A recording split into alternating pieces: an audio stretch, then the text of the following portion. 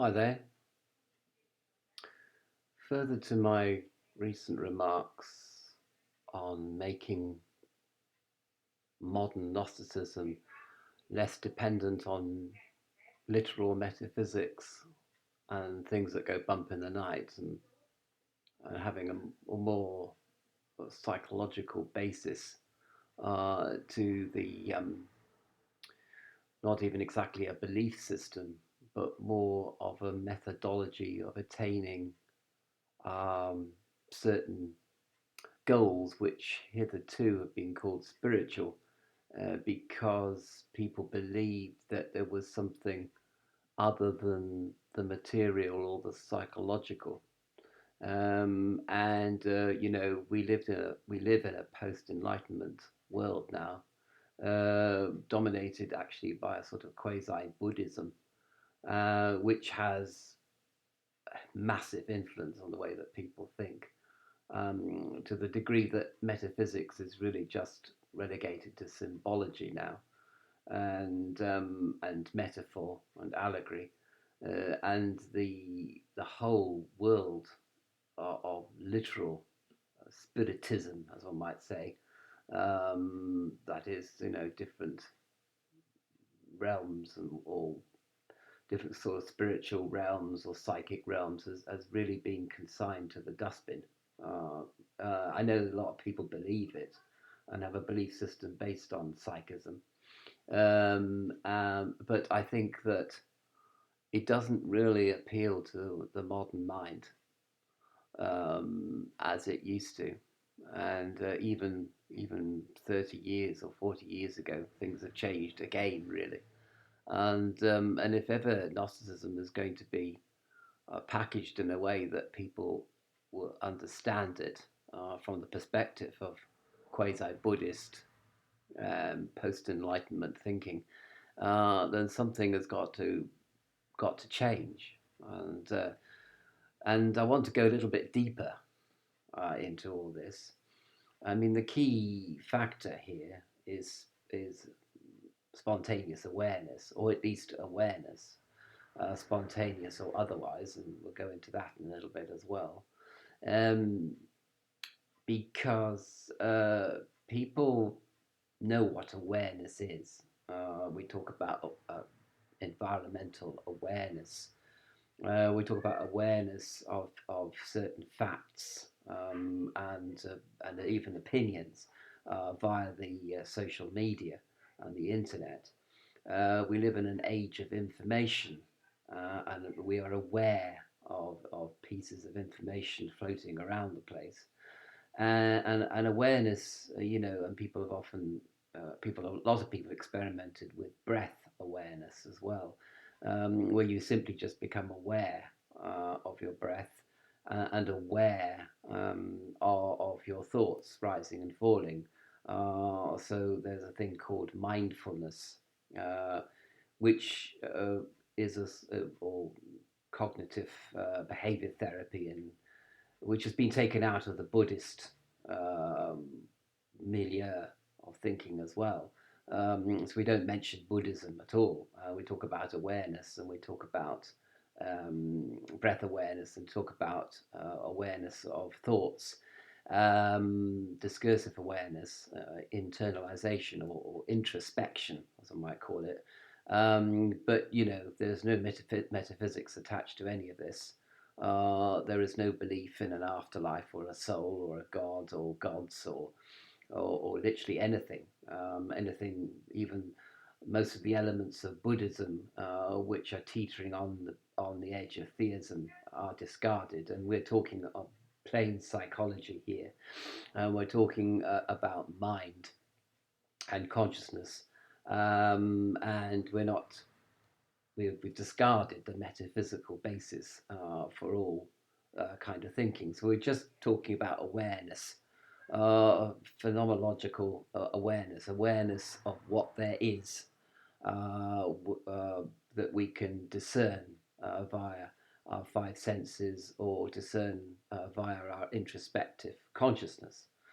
And Gnosticism can be defined as a moment of perfect awareness, spontaneous or otherwise, and in which we become aware not only of our breath or the rising and falling of our thoughts, and of letting go of our emotions and letting go of thoughts we have about anything. We become aware of different elements of the phenomenon.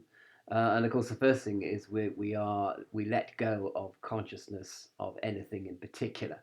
It's not that we go into a sort of coma or trance. We just simply we don't we don't have a consciousness of anything.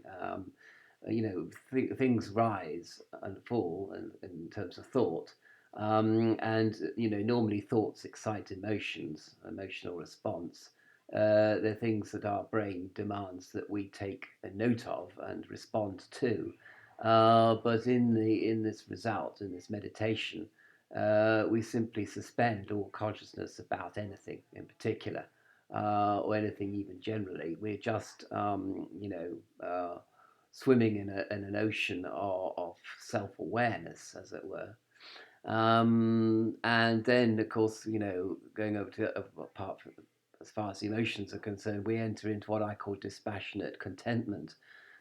Dispassionate because it's contentment which isn't really bliss. It isn't really kind of ecstasy, as it were.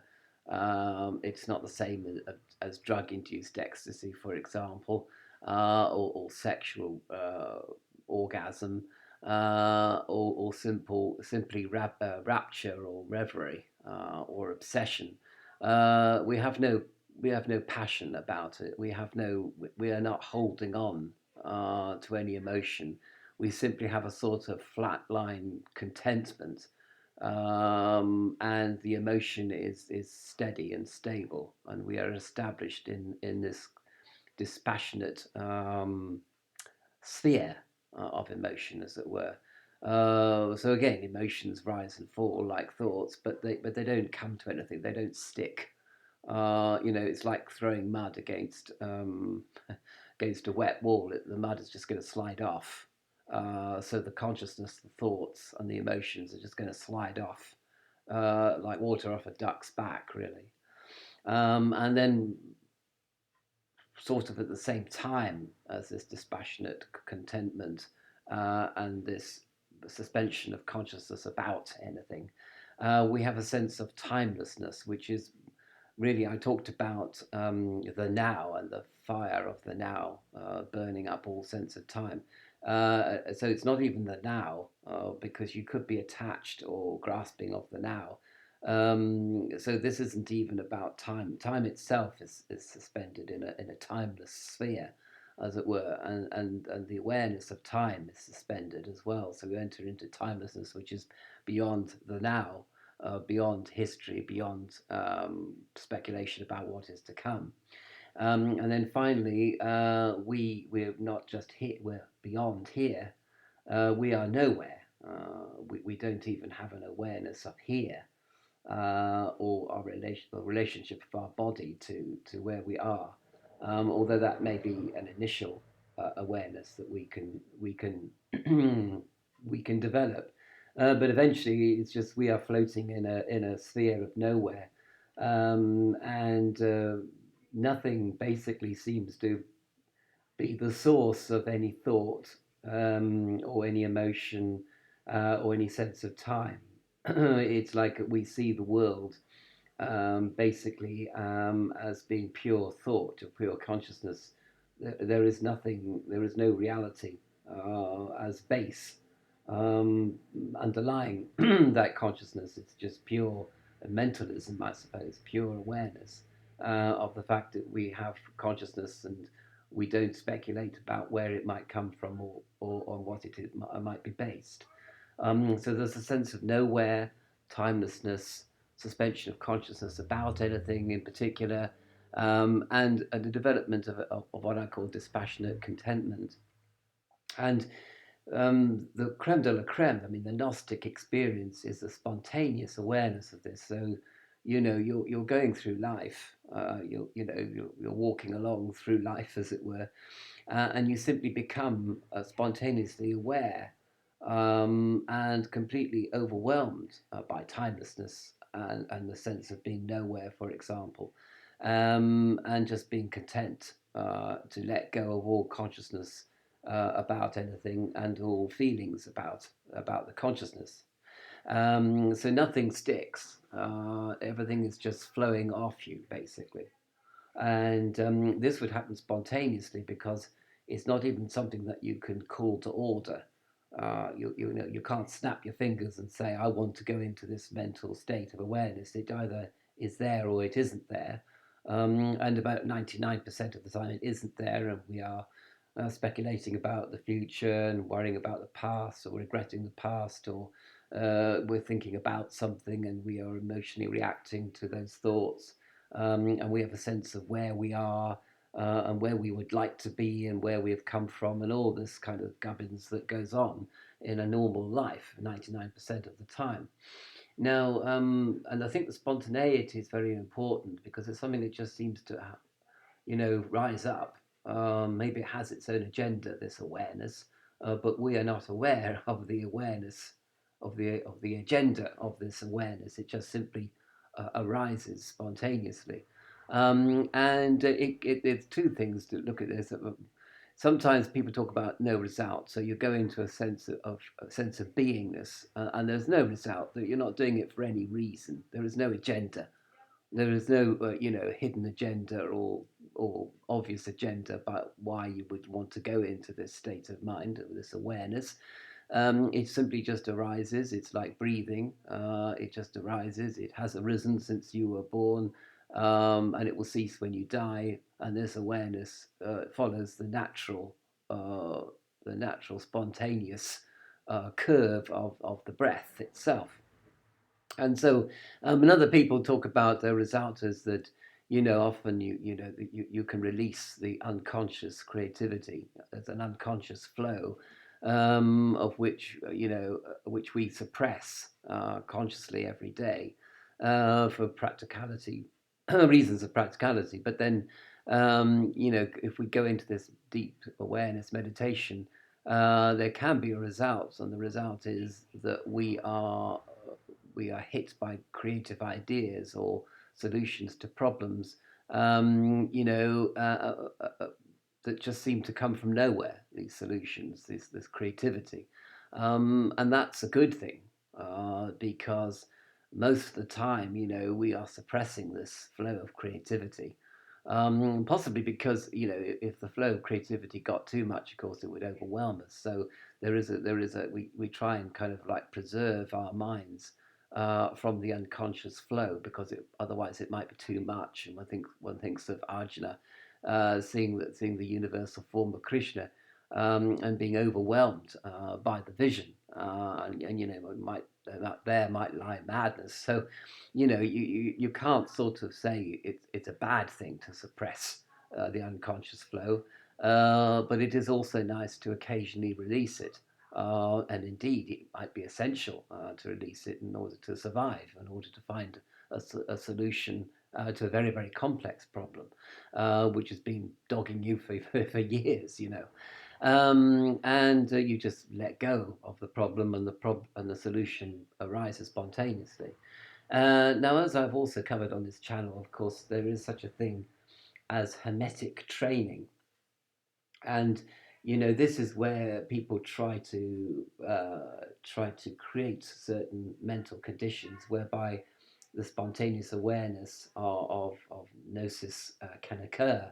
And I've covered the kind of contradictions which this training entails, or it seems to me a little bit kind of, I'm not sure whether it's a good thing or a bad thing.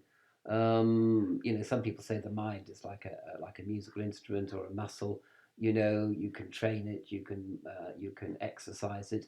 Of course, you shouldn't over-exercise this mental muscle, but of course, people will do that, and there lies possibly the beginning of various problems associated with overtraining, over hermetic training, as it might be, when people become obsessed with meditation or obsessed with training the mind to create this spontaneous awareness, which is has a self-contradictory element built right into it.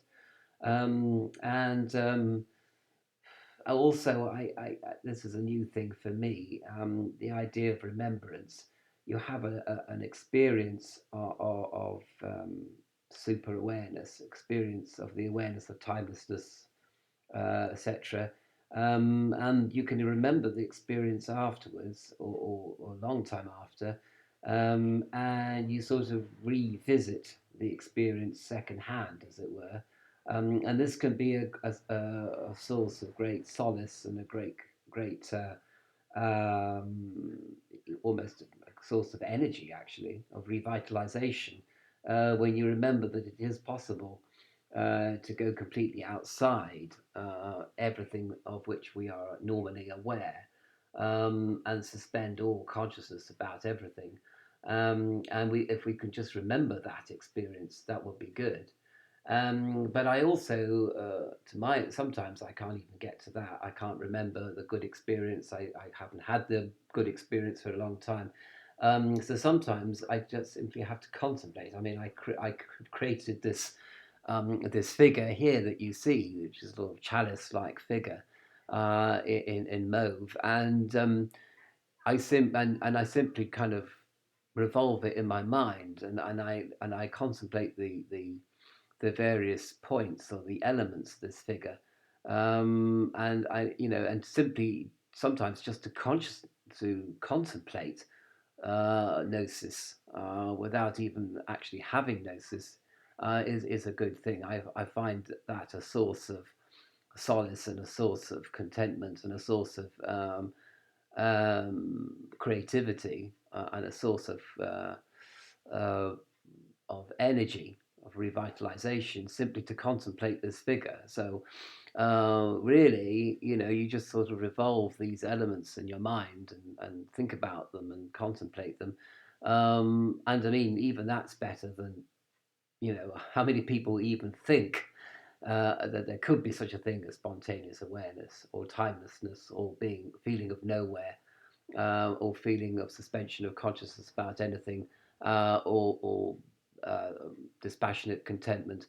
Most people in the world don't even think about these issues, let alone experience them, or remember the experience of them. So, if your life is pretty stressful and you are not and this spontaneous awareness doesn't come to you year after year, which it can do if things are really bad for you, then just simply, and the remembrance of the Gnostic experience diminishes over time. Simply to come back to the contemplation of these issues, it opens an eye within yourself, opens an eye of awareness, who knows, it may lead to a spontaneous experience of the nature which I've been describing in this video. And that would be lovely. That would be something that you could do, and something that would mean something, and create meaning within your life. Because how many people go this far, even to contemplate the possibility of gnosis, never mind actually having a Gnostic experience, in quotation marks, whatever that means. And so I think contemplation, is a good thing. I think people need to read more, and contemplate more uplifting material in their lives, instead of just, sort of Facebook gossip, or twittering or tweeting out and having Twitter storms or whatever, and worrying about COVID or anything like that. I think that uh, you could usefully contemplate the contents of this video, and in times of trouble, to this contents you would refer yourself, or you would go, in terms of a sort of contem- contemplative reverie, about what I've been talking about. And that's not even, that's not even worrying about whether you're going to have a Gnostic experience or not. Um, and indeed, of course, if you worry about having one or not, it won't happen. If you relax and release, the spontaneity may be there for you to experience. And I mean, it can happen any time, and it just happens very, very quickly. And as I say, people have, couched all this experience in various metaphysical imagery, and angels have come to them, and chariots of fire, and what have you. But as I say, this is um, a focus on a modern interpretation of Gnosticism, which really, people you wouldn't even need to read any Gnostic materials at all. You simply be aware that it is possible to become aware of timelessness and etc. And this is all that's really needed. You don't need angels, and you don't need gods and goddesses, and you don't need the complex symbology of Gnosticism, or even the symbology, or even the words of the Buddha. You don't even need that. You just, need this, like, go into this mindfulness, as it were, and without wanting to go into mindfulness, you just allow yourself the possibility of going into mindfulness, and that is all that is required of you, to be a Gnostic, whatever that means, or have the Gnostic experience. And from then on, because I was finally, sort of anecdotal thing here.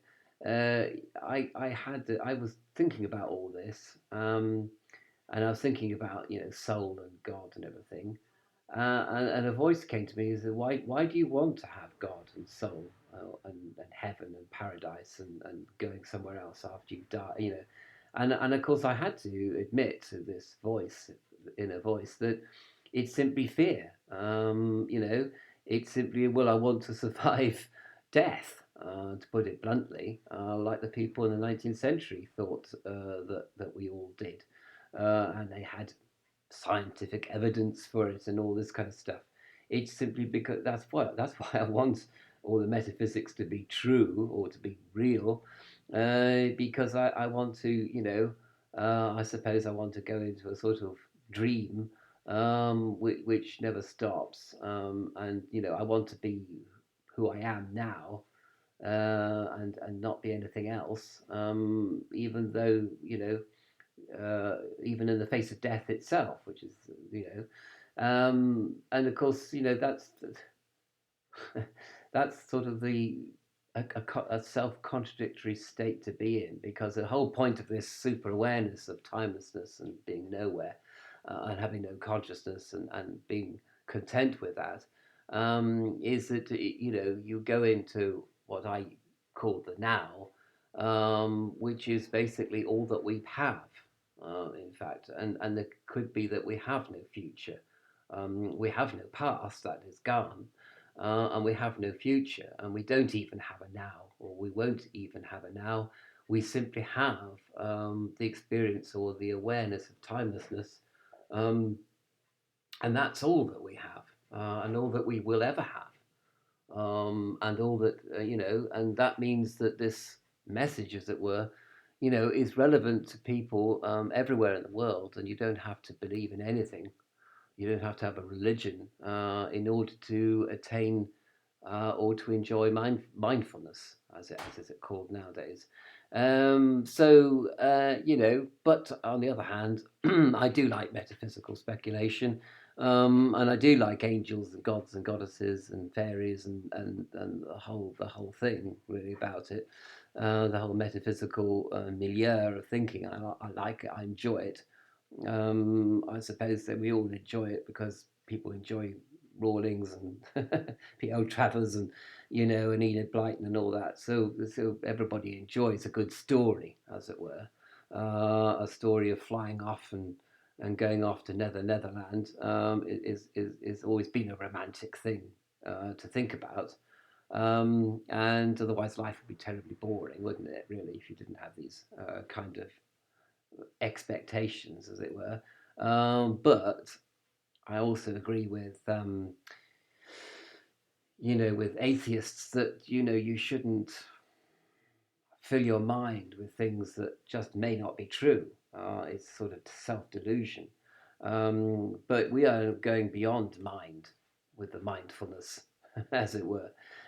We are going beyond time and place and consciousness about anything, and awareness of the outside world and the fact that we may not have this world for much longer, as it were, on an individual level or even on a species level.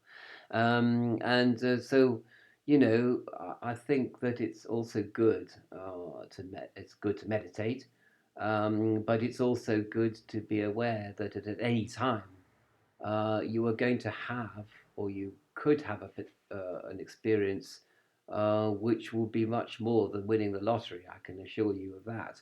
And be an experience which you will remember forever, for your whole life anyway, and perhaps even beyond that. So it's like going back to metaphysics. Yeah, there you go, you see.